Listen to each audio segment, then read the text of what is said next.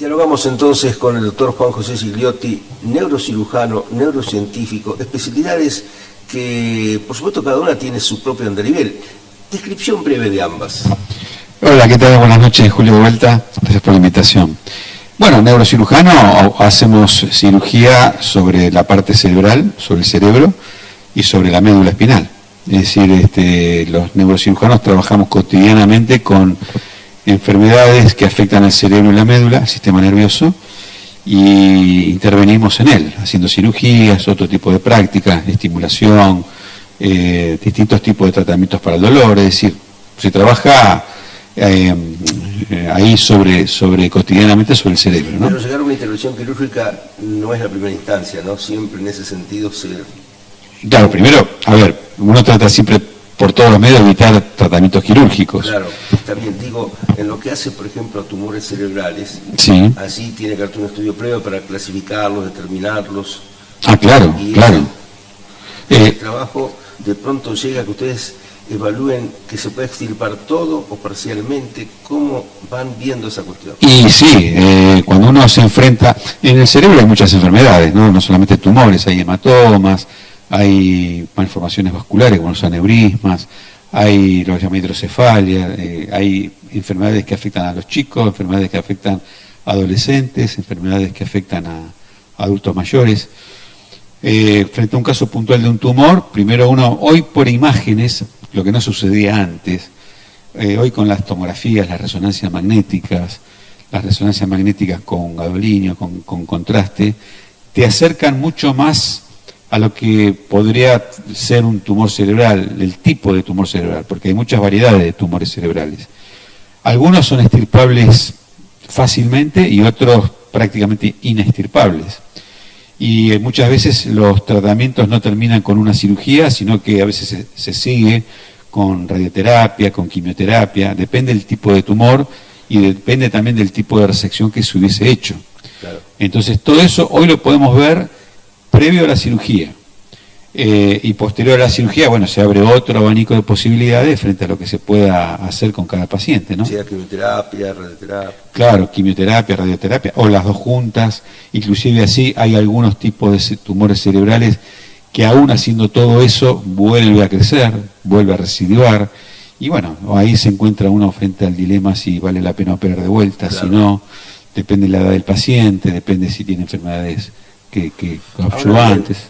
La pregunta mía acerca de la operación o no es porque de pronto recordé el caso Diego Maradona, donde creo que el médico que estaba a su cargo dijo operemos un coágulo y sí. Algunas críticas hubo por esa decisión. Sí, pues, a ver, todo coágulo en el cerebro no siempre hay que operarlo, Si bien, por lo que tengo entendido, porque tampoco tengo un expediente de Maradona, ¿no? Pero es un hematoma subdural, hay ciertos criterios para operarlos y ciertos criterios para no operarlos. Y como pasa siempre, o sea, con el diario del lunes todo el mundo sabe qué hay que hacer.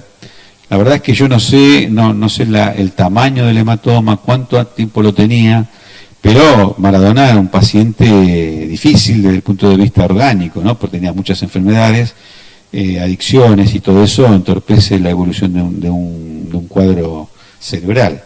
Más si hay que llegar a operarlo, pero si no lo operás y le pasa algo, es decir, vas a decir, bueno, ¿por qué no lo operaron antes? Claro. Y si lo operás y pasa algo, así porque lo operaron. Eso siempre en la medicina pasa, ¿no? Hoy estoy con el pelo un poco al revés. Ajá. Y no me quiero despeinar. Para tapar un golpe en la frente que tuve, esos golpes. Sí. ¿Hay que estar atento a algunos signos cuando uno se golpea en la cabeza? Claro, sí. Primero ver qué tipo de golpe, ¿no? Cómo fue la inercia del golpe. A veces, ojo, a veces hay golpes inocentes, por ejemplo, golpearse con la alacena, sí. Golpearse con la puerta, golpearse con el marco cuando uno abre una puerta, golpearse con un escalón.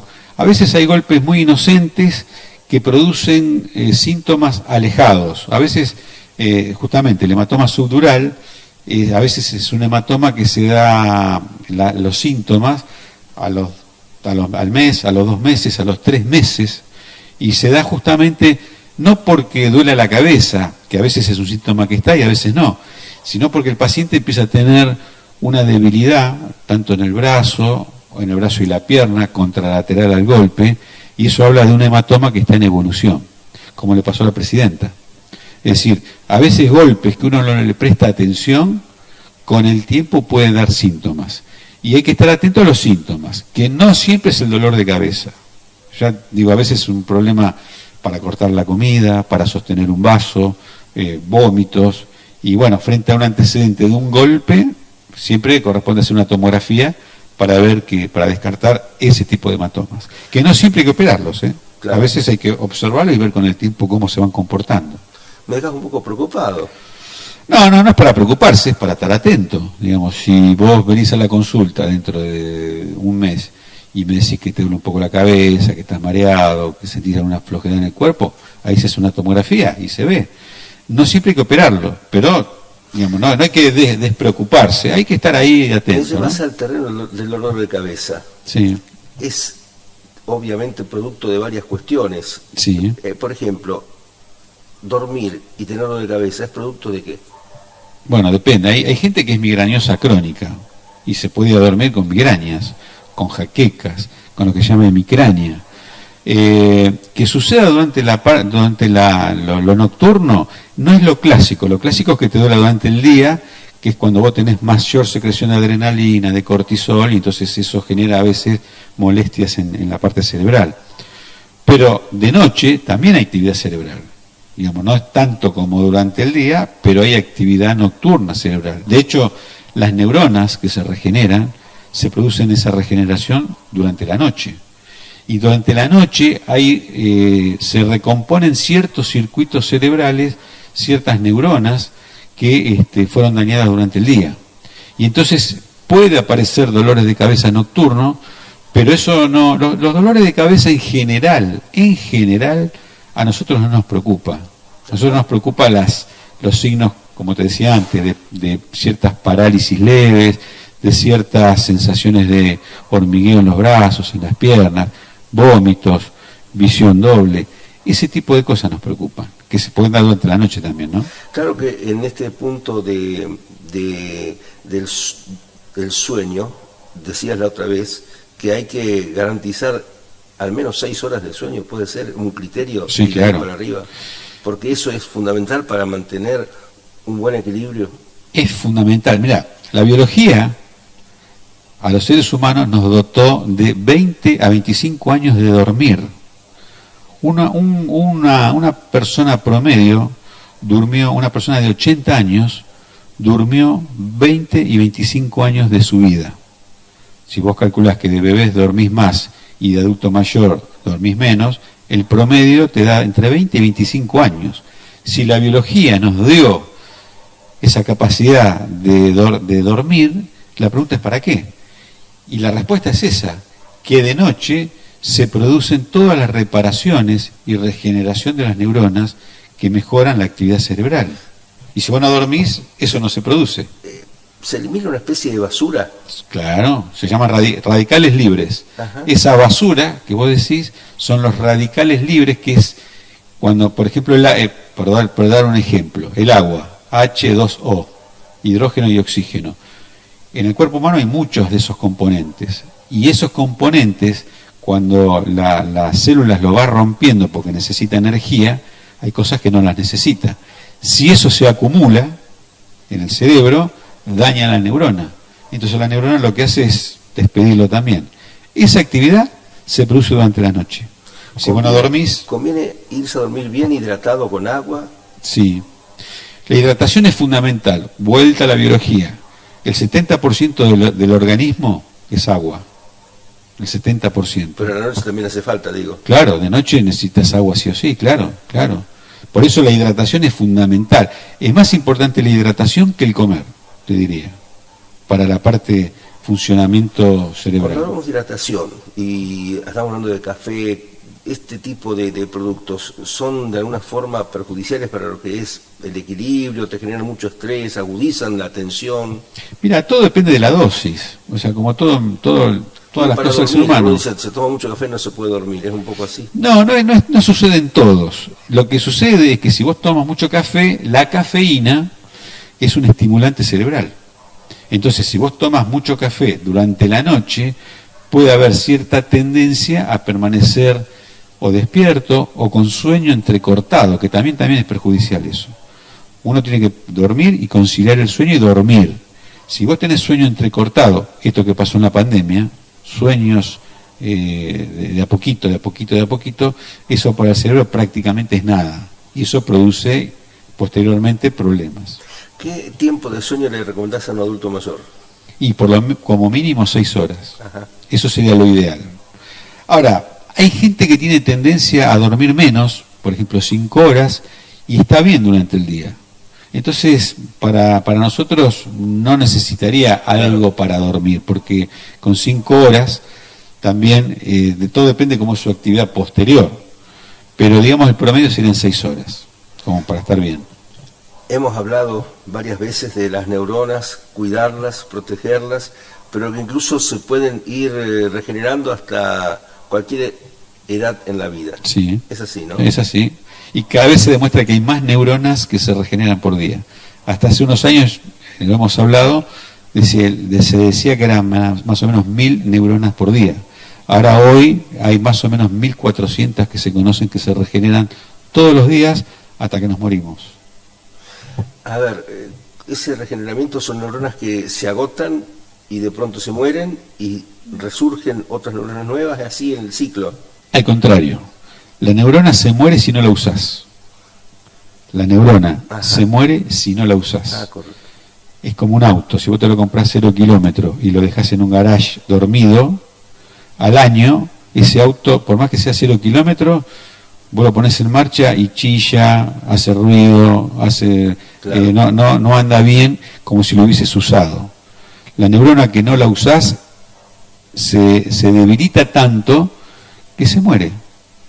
La regenera otra neurona, pero como el ser humano está acostumbrado a lo automático, el cerebro siempre te tiende a hacer las cosas en forma automática, la neurona en automático se muere, no sirve para nada. Y así, muchos van por la vida con neuronas nuevas, pero al no hacer actividades nuevas, no hacen nada y se mueren. Y las reemplazan otra neurona que por no hacer nada también se mueren. Cuanta más actividad haces, mucho mejor para el cerebro. Hay actividades entonces para distintas edades, para activar neuronas en la etapa infantil, adolescente, tercera edad, en fin. Sí. Eso está estudiado también. Sí, ¿y cómo está estudiado? De hecho, actividades para las edades, te diría que eso es ojo con esa frase porque esto te engañás. El ser humano perdió la capacidad de jugar, perdió la capacidad de imaginar, perdió la capacidad de estar con amigos. Eso es algo que lo tenemos innato, lo tenemos de nacimiento. Un niño juega, un niño imagina, un niño se permite errores, algo que los adultos no nos permitimos. Y eso le hace muy mal al cerebro. Entonces yo te diría que como adultos tenemos que hacer cosas de niños. Jugar, bailar, salir a hacer tener un hobby, compartir con amigos. El cerebro cuando no comparte cosas se lastima. La gente lo vio con la pandemia. El solo aislamiento del cerebro se pierde. ¿Pero qué pasó? Todo nos indice que es casi infantil seguir haciendo juegos. ¿Hay una cultura que ha planteado mal las cosas? Sí, claro. Un sistema que fue haciendo prioritar la búsqueda de otro tipo de cuestiones en detrimento de mantener lo que vos estás diciendo, por lo visto. Sí, lo que pasa es que lo que estamos en el ambiente médico, y más lo que hacemos neurociencias, eso lo hemos visto mucho tiempo atrás. La gente cuando está, los que hacemos actividad hospitalaria, la gente cuando está en sus días finales, si vos le preguntás, hay muchas encuestas con respecto a esto, si vos le preguntás de qué se arrepienten en la vida, la mayoría, por encima del 90%, 95, 98 para algunos, te dicen que la gente no se arrepiente de las cosas que hicieron y les fue mal. Se arrepiente de las cosas que quisieron hacer y por miedo, por vergüenza, por frustración, por angustia, no se animaron a encararlas. Porque a las que les fue mal, lo procesan de una manera distinta que a los que no encararon lo que quisieron hacer. Y eso te habla de que cuando vos te vas hay muchos estudios, muchos experimentos, que en la medida que uno va creciendo, por lo menos entre 6 y 9 años, se van perdiendo las cosas de niños y empezás a tener pensamientos mucho más rígidos, mucho más como cuadrados, como que no te permitís un error, no te permitís un fracaso, y eso te va convirtiendo en otra persona que le hace muy mal al ser humano. O sea, antes esto de valorizar la búsqueda de este tipo de caminos era casi un espacio para los poetas, para los hombres de la literatura. Claro. Pero pareciera ser que desde la ciencia se ha demostrado que eres el camino correcto. Pero claro, claro. Y aparte, ahora vos ves un montón de enfermedades que antes no existían, y las enfermedades están muy ligadas a las redes sociales, están muy ligadas al no diálogo, al no estar con gente. Vos fíjate que, ¿por qué aparecieron los emoticones? El emoticón, yo te puedo trasladar al periodo egipcio, donde había cosas que se interpretaban de una manera. Los jeroglíficos. Los jeroglíficos. Y ahora un emoticón lo interpretás como jeroglífico. Si te manda un besito es cariño, si te manda un abrazo, si te manda que está llorando, te manda que está triste. O sea, te quieren decir algo con un emoticón. Claro, cuando vos lo ves en un mensaje de texto, pasa. Pero cuando vos tenés a los chicos enfrente, no se pueden expresar. No saben expresar lo que sienten. Qué terrible. Y eso es muy terrible. Pero terrible, porque les produce enfermedades mentales importantes, ¿eh? En los adultos y en los chicos. El tema es que el adulto, como no maneja tanto la tecnología, tiene ciertas ansiedades y estrés y miedo por el no manejo de la tecnología. Pero los chicos no pueden procesar lo que aparece en las redes como un adulto. Y hay depresión, tienen nombres médicos, depresión por Facebook, ansiedad por el doble clic, por el mensaje ya visto y que no es contestado, dismorfia por Snapchat, porque se sacan fotos y se quieren parecer a jugadores de fútbol, a actores, a actrices. Y eso le está produciendo mucho daño, ¿eh? Sí, mucho daño. Eso lo vemos cotidianamente, lo que estamos en este tema, ¿no? Y a todo esto también el otro punto del lenguaje, el léxico que se fue acotando. ¿Cuántos vocablos uno utilizaba antes y los que hoy se utilizan? Ha disminuido muchísimo la cantidad de vocablos. Seguro. Y te hago una pregunta. ¿Cuánto hace que no escribís una carta manuscrita? ¿Cuánto hace? Y yo diría añares. Bueno, imagínate que un chico ni lo conoce. Los chicos, los bebés, nacen con los dedos que se llaman palillos de tambor, cuadrados, porque hay mucho tacto. Hoy es tacto, todo tacto, el control remoto, el celular, algo y rápido. Los chicos necesitan respuestas rápidas.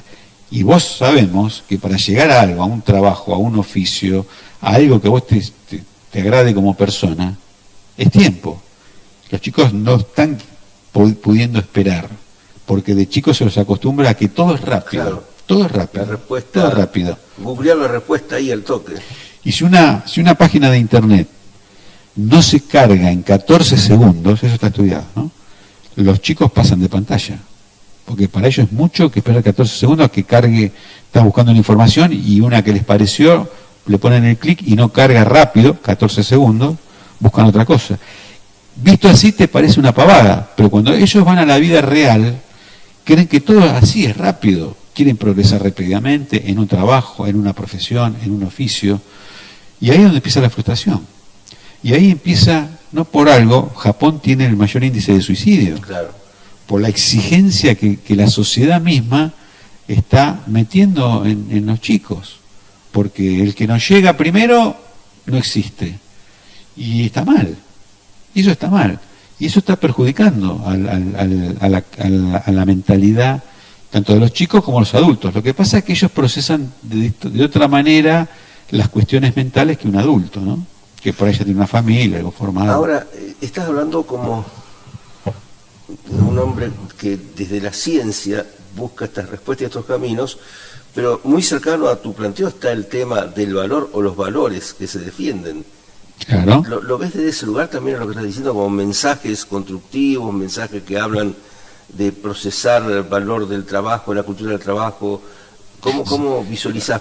Que ya no es solamente un discurso, es también la consecuencia práctica de lo que vos estás planteando. Sí, lo que pasa es que todo esto de la emocionalidad, llamémosle frustración o alegría o tristeza o sorpresa, todo el respeto por el otro, el concepto de belleza, igualdad, racismo, esas son grupos, son redes neuronales que se van metiendo en el cerebro y se meten entre los 3 y los 6 años.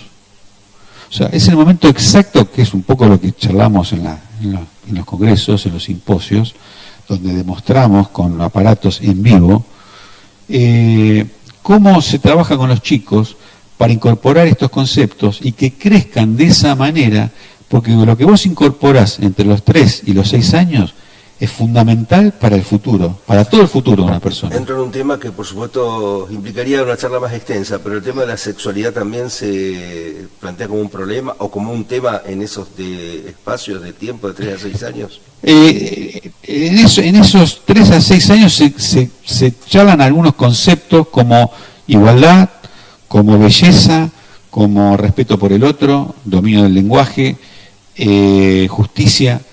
Y después se va mezclando al llegar a la pubertad, que ya estamos en otra cosa, ahí donde se define la sexualidad de cada uno. Pero, digamos, uno tendría que trabajar sobre respetar cosas, conceptos del otro, digamos, ¿quién le dice a los chicos que los nenes usan cosas celestes y las nenas cosas rosas?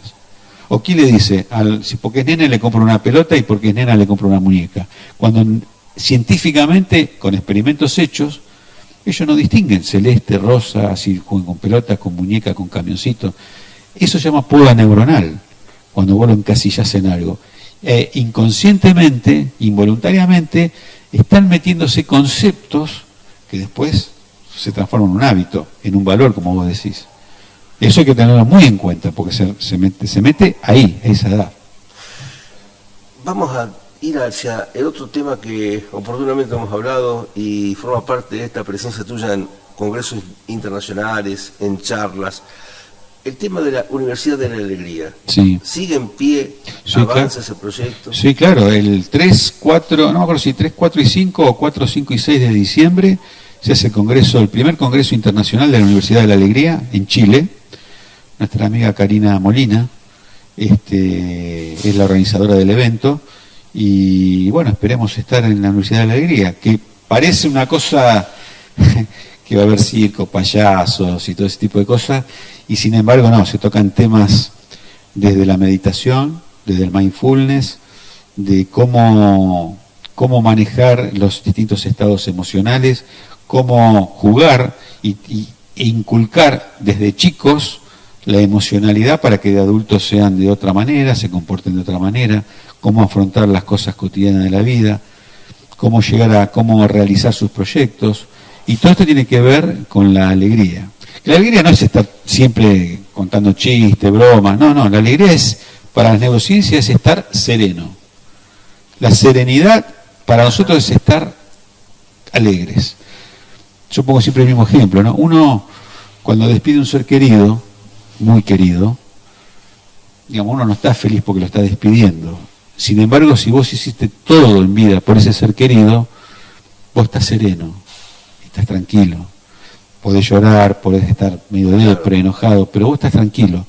Eso para nosotros, como medimos neurotransmisores, vos tenés dopamina, tenés oxitocina, no es que tenés adrenalina, cortisol, que estás mal, vos estás sereno. Para nosotros eso es felicidad, que es lo mismo que para los monjes budistas, para los orientales, es estar sereno. Ese es el estado más cercano a la felicidad. Allí va a haber en pantalla una convocatoria, un evento importante. Queremos que nos diga el doctor Girotti de este congreso que va a tener lugar, ¿no? Y esta actividad que va a tener entonces una importante convocatoria. Sí, es un congreso internacional, se hace todos los años, en este caso de Ecuador. Este año y el año pasado yo estuve presencialmente, en forma presencial, ahora lo vamos a dar en forma virtual, algunos panelistas de Argentina, de toda Latinoamérica, España, India, Egipto, Alemania. Y bueno, es un congreso que habla sobre la neuroeducación y cómo se puede mejorar utilizando las herramientas pedagógicas y las que se utilizan también en neurociencias. Ahí estamos viendo. Ajá. Sí. Neurocirujano investigador, speaker internacional, A ver, speaker, eso me hace acordar, te digo a quién, Fioravanti, José María Muñoz, Luis Elías Ojit, los grandes speakers. Ah, sí. Y viene, sí, lo que sucede es que eso viene de grandes relatores de fútbol, de automovilismo, claro. Museo. Es que esas son cosas que también nosotros tratamos de difundirlas en el sentido de enseñar a los chicos. Esto viene de la mano de la neurooratoria o de la oratoria sin poner en la palabra neuro.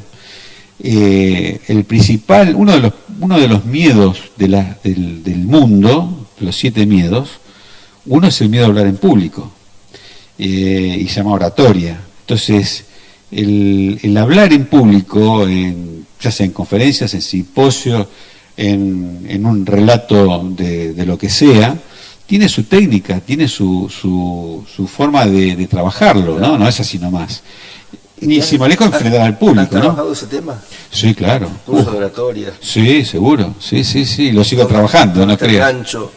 Sí, a ver, lo que pasa es que a veces tenés que dar charlas en las cuales tenés que dar una idea, tenés que darla en forma amena, tenés que captar la atención del público, que no se aburra, que no se pongan tristes, contar algo, a veces tenés que contar cosas tristes y, bueno, ¿de qué manera la decís? Y bueno, todo eso tiene un formato, tiene una manera de decirlo y también tiene una duración. Todo eso se entrena, ¿no? Es todo entrenamiento. Bueno, y ahí aparecía también la tarea de neurociencias, la búsqueda de que este encuentro sirva para, en el marco de la participación de cuánta gente, sirva para lograr un avance común, ¿no?, frente a estas temáticas. Hay mucha gente de distintos países que participa de este encuentro. Sí, claro, con la misma problemática. Es decir, Argentina no escapa a la misma problemática que Latinoamérica, que la India, que Egipto, en algunos casos en España, en Alemania.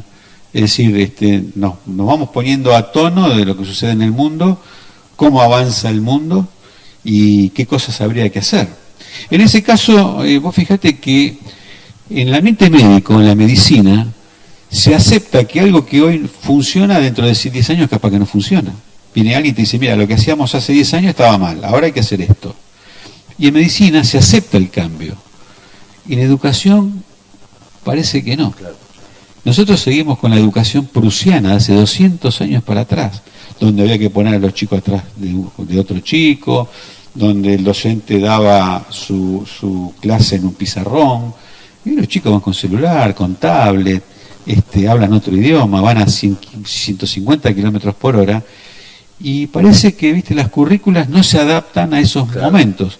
Y eso es un problema del mundo, te diría. Y hay algunos que lo ven y trabajan de una manera y tratamos de copiarlo, de difundirlo para que se haga de esa manera. Pregunta, volviendo al terreno de tu actividad aquí, las consultas que recibís, mayoritariamente, ¿de qué son? En general son problemas relacionados, bueno, mi actividad fundamental de la cual trabajo es la neurocirugía. Las consultas tienen que ver con enfermedades de tipo dolor de cabeza, migrañas, tiene que ver con enfermedades que tienen que ver con la columna, hernias de disco, escoliosis, desplazamiento de vértebras, osteoporosis, siempre hablando de la vértebra, ¿no?, de la columna. Es decir, hay un 60, un 70% de consultas relacionadas con la columna y hay un 40% de enfermedades relacionadas con el cerebro. A ver, el de la columna, así rápidamente, ¿cómo incide? ¿Desde qué punto de vista? Obviamente hay cadenas neuronales que pasan por allí, o desde ya uno entiende eso, ¿no? Sí. Pero básicamente, vértebras que se juntan, que hacen muchísimo dolor. ¿Cuáles son los puntos principales que detectás en la problemática de columna? Lo primero que tiene que saber la gente es que la vértebra no es un hueso totalmente sólido y entero, tiene orificios. Por el orificio principal baja la médula. La médula es la conexión con el cerebro. Y de la médula, por esos orificios, salen nervios que van a los brazos, a las piernas, al abdomen, al tórax. Cuando esos orificios se tapan por alguna razón, lo más clásico es la hernia de disco, el disco se sale de la vértebra y tapa un orificio, o la vértebra se desplaza y tapa el orificio, o por osteoporosis se aplasta la vértebra y tapa el orificio. Es decir, siempre uno va a que se tapa el orificio, ahí empiezan las enfermedades. Dolor en la pierna, dolor en las dos piernas, dolor en el brazo. Generalmente son hernias de disco, generalmente son desplazamientos de vértebras, generalmente puede haber aplastamientos, pinzamientos, desviaciones. Y eso afecta a la médula espinal y los nervios. Lo que trabajamos los neurocirujanos es cómo tratar esas enfermedades, que no siempre es quirúrgica, ¿eh? No siempre la solución es quirúrgica. A veces hay soluciones de otro estilo, desde medicamentos hasta bloqueos, infiltraciones, colocación de bombas, masajes, fisioterapia, kinesioterapia, natación, yoga, pilates, quiropraxia en algunos casos. Es decir, para cada paciente hay una cosa determinada, ¿no? Juan José, a todo esto uno habla de esta actividad tan intensa, pero nunca abandonaste el fútbol, y eso es un valor importante que hay que destacar. Sí, claro, bueno, viene a colación de lo que hablamos al principio. Nunca abandonar la actividad del juego, nunca. Yo hago fútbol, hago parapente, estudio música, leo mucho, no solamente de neurociencia, leo de otras cosas. Trato siempre de estar en esa actividad. Sí, sí, bueno. Me encanta estar con la gente amiga, contra la cual te cuento, porque eso estimula mucho el cerebro. Uno parece que no, pero es así, ¿eh? Es así. Es cierto. Estos temas de la pandemia a veces han agudizado la situación de soledad, ¿no? De incomunicación. Claro. Ya antes de la pandemia se sabía que una persona que se aislaba, no es la persona que le gusta leer, que le gusta escuchar música como soy yo, que le gusta aprender algo y tiene que estar solo, no. La persona que se aísla porque no va queriendo, no quiere ir a una fiesta, reunirse con un familiar, con amigos, hablar con un psicólogo, con un amigo, con un sacerdote, la persona que se va aislando vive entre 5 y 10 años menos, que es una causa de muerte prematura, el aislamiento de las personas. Fíjate que en la antigüedad el peor castigo que se le hacía a una persona era el exilio. Cierto. Y se vive muy mal, ¿eh? Eso se estudia y se estudió mucho el efecto del exilio en los cerebros. Yo publiqué un artículo llamado El cerebro en estado de alarma, donde se estudiaba solamente las personas aisladas y el efecto que les producía el aislamiento. Y te digo que es catastrófico, ¿no? Cuántas cosas, ¿no? La verdad que hablar con el doctor Juan José Gigliotti siempre es un placer, porque uno se va nutriendo de todos sus conocimientos y se va aprendiendo, por supuesto, muchísimo de un área a veces tan maltratada como es el área del cerebro, ¿no? ¿Está bien dicho? ¿Se maltrata el cerebro? Sí, claro que se maltrata, y lo maltratamos nosotros. Nosotros podemos tener nuestro mejor amigo, que es el cerebro, o podemos tener nuestro peor esclavo, que es el cerebro. Aparte, claro, como no lo vemos, no le damos bolilla. Ese es otro punto que hacemos hincapié. Como no lo vemos, creemos que no existe. Claro. Y sin embargo, existe y está. Y es fundamental. Y es fundamental, obviamente. Muchísimas gracias. No, por favor, Julio, es un placer estar acá, ¿eh? Muy bien, el doctor Gigliotti, entonces, dándonos cuenta de todo esto que es su actividad.